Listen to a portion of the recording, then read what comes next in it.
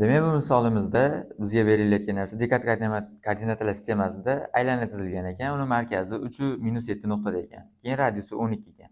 Endi bizda pastda tenglama nima deydi?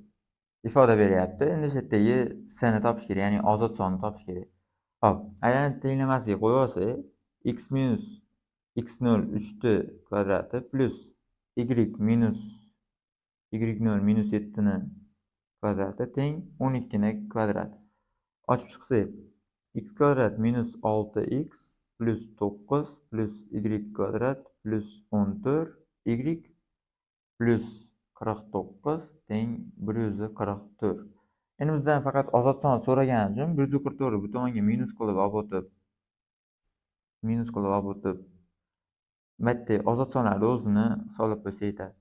S barobar 58 minus 144 teng minus 86.